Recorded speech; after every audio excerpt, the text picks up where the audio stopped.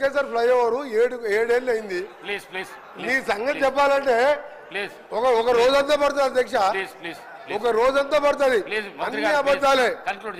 ఒక్క మంచి పని చేయకుండా రాష్ట్రాన్ని 100 ఏళ్ళ విధ్వంసం సృష్టించి వీళ్ళు ఓ రోజు బేడీలు వేసుకుంటారు. బేడీలు వేస్తారు పోలీసు వాళ్ళు అధ్యక్ష, పోలీసు వాళ్ళు వేస్తారు. రేపే మాపే పోలీసు వాళ్ళు బేడీలు వేస్తారు. వాళ్ళు బేడీలు వేసుకునేది ఆ బేడీలో ఫోటో చూస్తే ఒకరి సార్ ఆ బేడీలో ఫోటో చూస్తే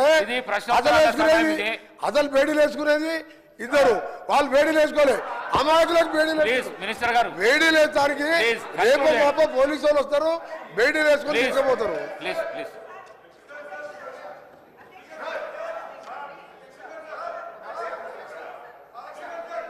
హరీష్ రావు గారు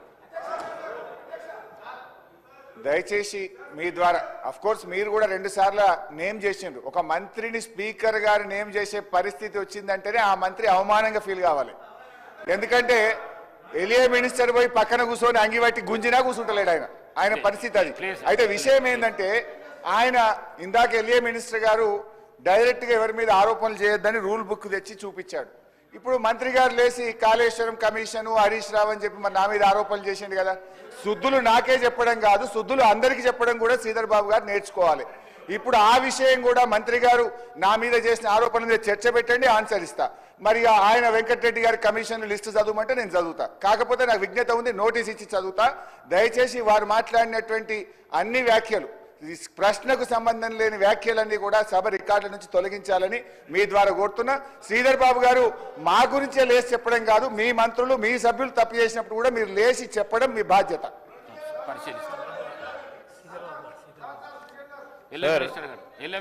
సభా సాంప్రదాయాలకు సంబంధించి రూల్స్ ప్రొసీజర్కి సంబంధించిన అంశం విషయంలో మేము వారికి కూడా తెలియజేస్తామని అధ్యక్ష, ఎవరైనా రూల్స్కి కానీ ప్రొసీజర్స్ కానీ కన్వెన్షన్స్ కానీ విరుద్ధంగా పోతే తప్పకుండా మీరు వారిపైన చర్య తీసుకునే అధికారం ఉంది. ఎవరు అయినా కూడా అస్పర్షన్ చేసినా తప్పకుండా రికార్డులను తొలగించండి అధ్యక్ష. మేము కూడా ఖచ్చితంగా కూడా దానిపైన నిలబడతాం. ఎందుకంటే సభా సాంప్రదాయాలను పాటించాలి, డెమోక్రటిక్ స్పిరిట్తోనే ముందుకు వెళ్తామని నేను గౌరవ సభ్యులు హరీష్ రావు గారికి కూడా తెలియజేస్తాను.